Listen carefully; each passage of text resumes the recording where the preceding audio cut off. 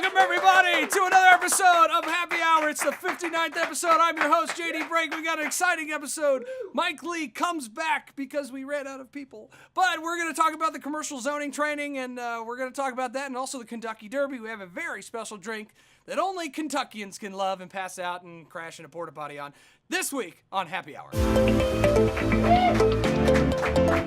All right, welcome to Happy Hour. I am your host. Thank you very much. All right, studio audience.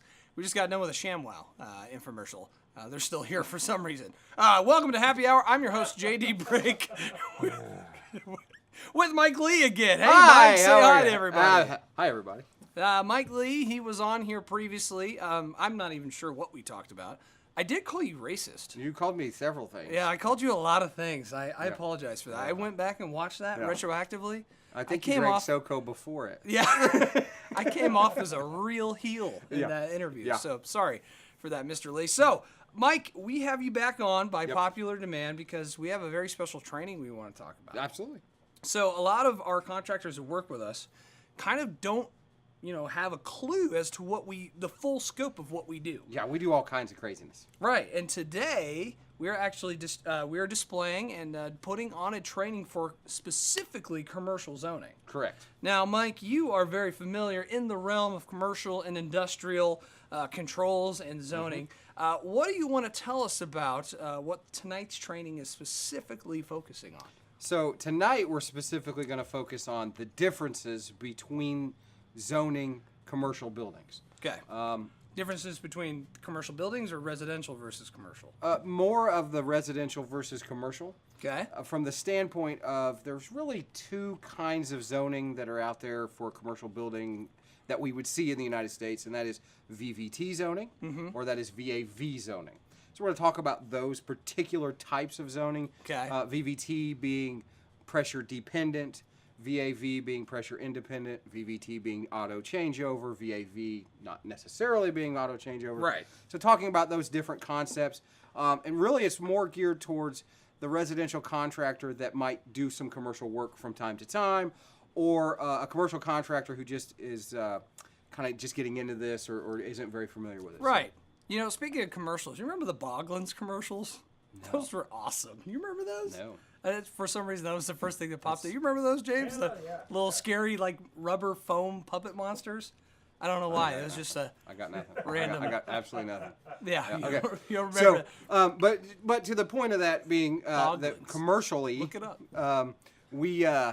We're gonna specifically just try to get a real basic understanding of that. It's not very technical. Certainly, we'll talk about some technical pieces, but much more about just the differences between those two and how we can help with that. Okay. And then also we'll talk a lot about commercial controls and how they are vastly different. Yes. From residential controls. Now, we do some online controls, too. Yep. Are we going to talk about or dive into the world of DDC, get real in-depth with that? I know you said you were going to sprinkle and kind of talk about it, but how, the differences between the different platforms? Correct. We will specifically talk more than anything about BACnet. And it will be brief, but it will certainly you'll come away with it with a better understanding of what it means when someone says, I need a BACnet system, or it needs to be BACnet. FrontNet, personally. That's my It favorite. is what it is. Yeah. But that's the reality. That's the simple part of it. I don't know what FrontNet meant. It immediately made me think of full frontal, and I'm like, I don't need that. That's not where I was going. But sorry, continue. The studio audience does not approve. Yeah. Anyways, sorry. So BACnet, that's one of the platforms. We'll talk about BACnet. We'll talk about the differences in terms of, as an example, one of the big things we'll talk about for a couple of slides in particular is what is wireless and what is Wi-Fi. Oh. Because those get confused all the time. We're going to try to put an end to that as best we can. Let's squash that now, Mike. Yep. Wireless means wireless, no wires. Literally no wires. You're less of wires. Wi-Fi. What does Wi-Fi mean? Wi-Fi is not wireless. Wi-Fi, in fact, must be wired, and it is a communications process. It is a protocol that allows you to wirelessly connect to the internet. That does not mean that the device is wireless. You still have to power that device. You But, still you know, have to hardwire that device. There still are some wireless devices that are also Wi-Fi. Very limited in their scope and abilities. So confused now. I thought I knew. Now I don't know anymore. No. So yes, wireless versus Wi-Fi. That is a common misconception. Common confusion thing, and it becomes very confusing on the commercial side of things as well, even more so than residentially, actually. Sure. Because we got all kinds of crazy protocols out there that Absolutely. proprietary things that happen. So we'll try to clear up a lot of questions today. This will be the first commercial zoning training. We'll do some much more technical training in the future, but in particular today, it's the 101. It's the basic Nice. concept of commercial zoning. Yeah, because I mean, as a contractor, who wouldn't want a big piece of dat pie as far as commercial projects go? Don't laugh at that. That wasn't funny. Yes, that's the commercial world is a lucrative world. Yes. It's just quite frankly the difference in a $1,500 install at a home and a $150,000 install at a business. So Right. It's a nice business to be in, and we can help you potentially get into that just because of our scope and what we can offer from all the way from a thermostat all the way up to a full-blown system that will automate everything down to the window shades. We can do that. Wow. So very cool. Speaking of window shades, this has nothing to do, and it's a terrible transition. It is the Kentucky Derby this weekend. is. And Maybe so- there's a horse named Windows. I don't know. But you brought a drink on for us today. I really don't like this studio audience. Yeah. It kind of has something to do with the Correct. Kentucky Derby. Correct. Anybody with a pulse and a brain who's probably seen this or drank before knows what this is. But go ahead and tell us anyways. So first I will say that this is a drink that without question goes with the Kentucky Derby. Yes. Mint juleps are very well known as the drink of choice at the Kentucky Derby. If you were going to ever mix bourbon, no, don't do that unless you're making mint juleps. That's the only time you should mix bourbon with anything. So if I mix bourbon with Dr. Pepper, You're wrong. that's wrong? You're wrong. That's wrong. Don't do that. Oh. Yep. Emergency? Emergency only. Hey, that's warm it up. That's like And a then hot toddy. I will also tell you toddy. that the only time you can get the Maker's Mark mint julep is during this time of year. It's a special thing. Oh. So if you can get it, it makes life a lot easier than mixing up a mint julep. If you've never Okay. done that, it's a little involved. You have to make simple syrup. You have to muddle the mint. Oh, You have muddling to do mints. some other stuff. So I if you hated can get muddling. it already made, it's awesome. It is certainly worth it. Okay. So Maker's Mark mint julep. Okay. You should have crushed ice. As you will see here, we do not have a blender. Yeah, I thought this was going to be stronger. This is only 33. Yeah, it's not too heavy. It's got all that Kentuckians like their mash liquor pretty strong down there. Right. And for those of you in Kentucky, you might be like, Mike, that Maker's Mark crap is awful. Well, you know what? We don't make mint juleps very well up here in Indiana, so Nope. this is what we got. Just SoCo and Mountain Dew. That's the cocktail of Indiana. Exactly.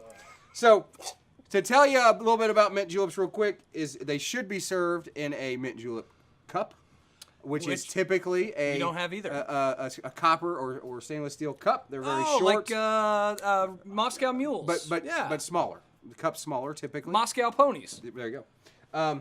And this is the rule that Maker's Mark says: the straw should be no more than an inch taller than the lip of the cup, so that you can smell the mint as you drink it. Oh. Whatever. How pretentious. Whatever. After one of them, you don't care. So, here we go. All This right, is let's very make it. simple. This is a pretty sweet drink. If you want it more I sweet, have to leave soon to pick up my kid at daycare. Let's not go too crazy there. Okay.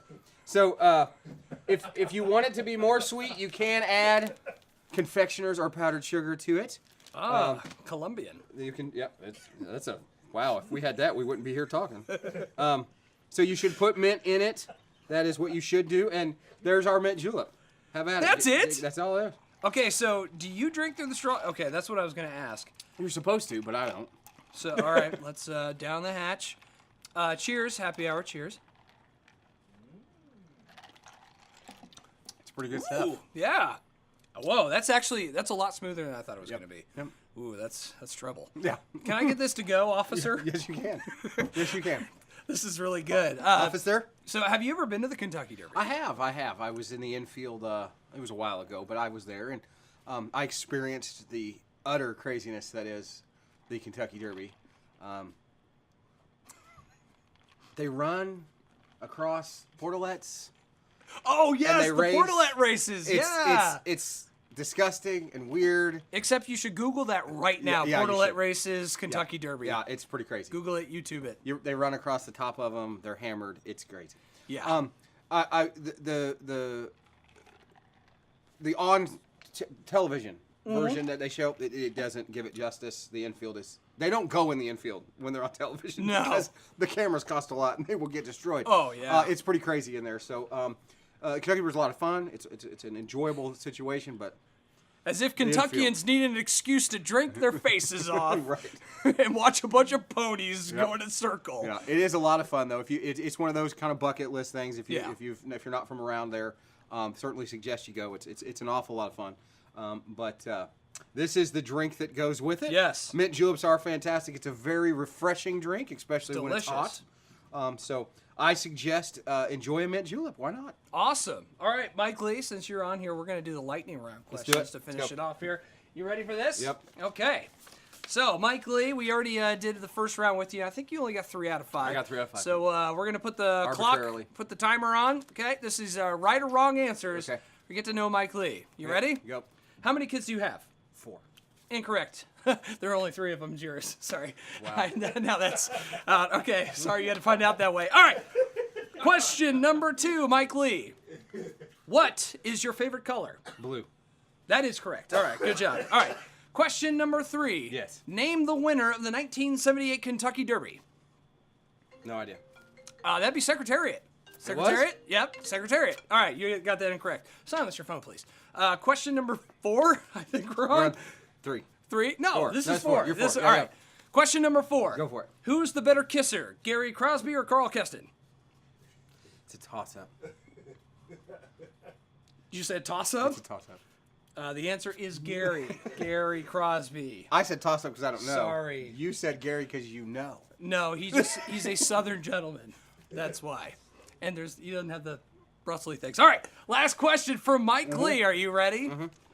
In your basement, is there a humidifier, a dehumidifier, or a dead body? All 3. Correct. That's absolutely correct. Good job, Mike Lee. Welcome. That was actually a pretty good score.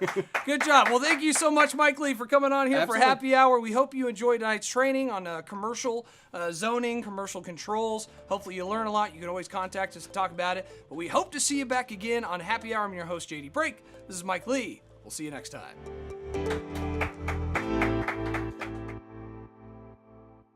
Thanks for watching the video. Be sure to smack that like button below. And if you want notifications on brand new videos that are coming out tailored just for you, be sure to subscribe right here to the Jackson Systems YouTube channel.